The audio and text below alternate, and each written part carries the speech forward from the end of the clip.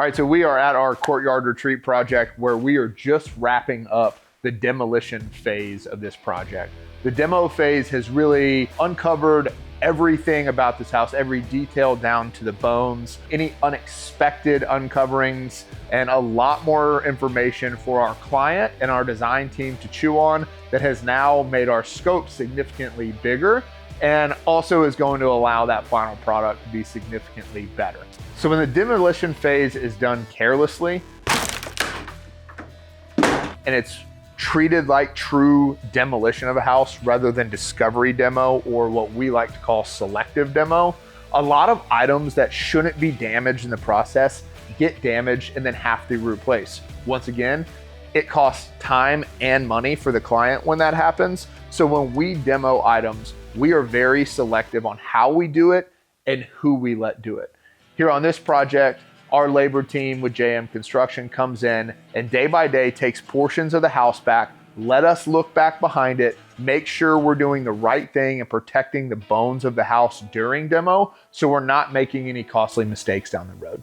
For this house, about half the house has a second story on it and the other half doesn't, and it's supported by roof trusses. Those roof trusses have load points all throughout the house, and then the second story has a live load that is supported by the walls underneath.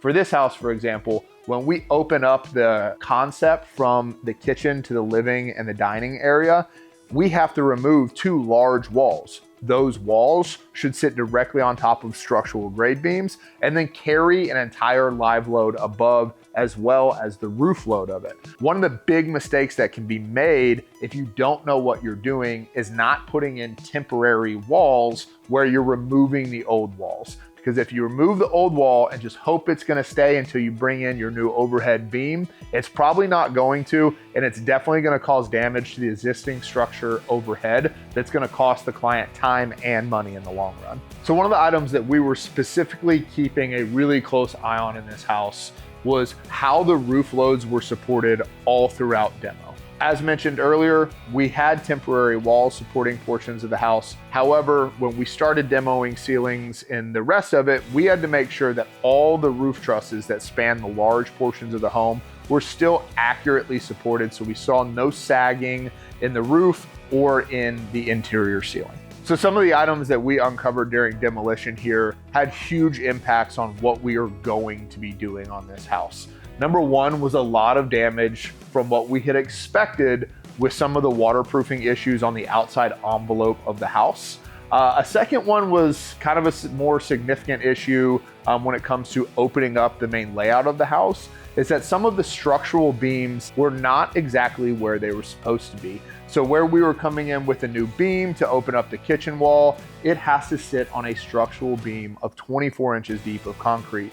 We found that the original builder, when they laid out the slab and then laid out the frame walls on top, missed one of those major grade beams by almost 6 inches. So it triggered a lot of questions for our structural engineer on how are we going to address this? What changes can we make from this that also benefit the client, not just money spent on fixing the structure, but how can we make this into a positive for the client in the future? So we've already addressed some of the structural requirements that were gonna have to be respected on this project, such as prepping the foundation for the new overhead steel beam.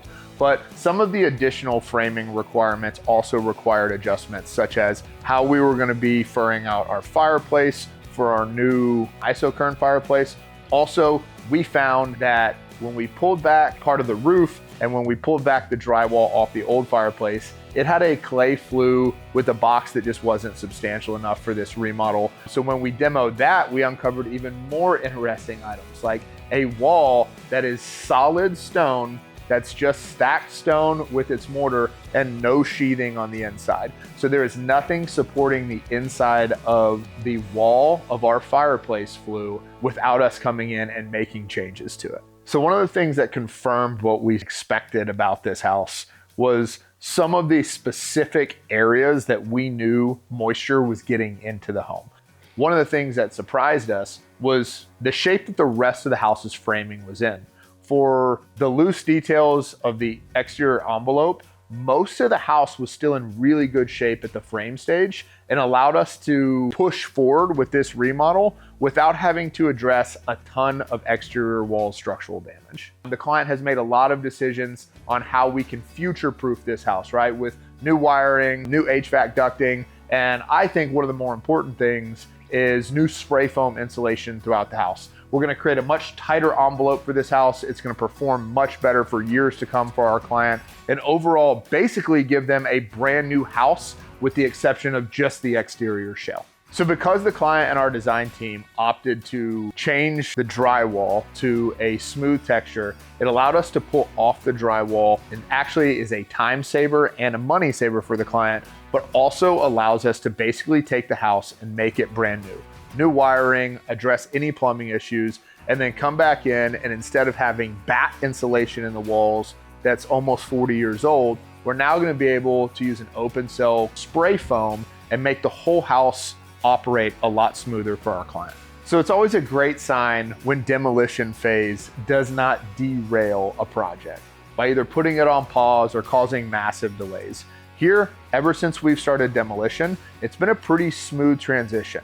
Part of that is because everything that we've uncovered had very clear steps to how to rectify.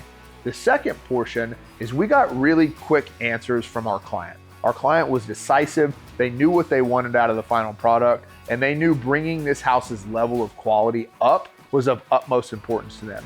And when you demo a house and find things that are not exactly what you expected, having your client say, yes, I want it done right, is super important and really helps the flow of the project stay in line.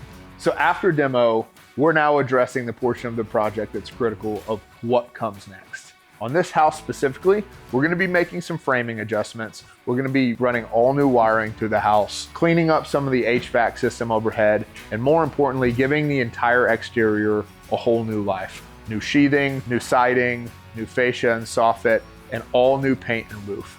This portion is really important, and it's gonna be the big wow factor on this house.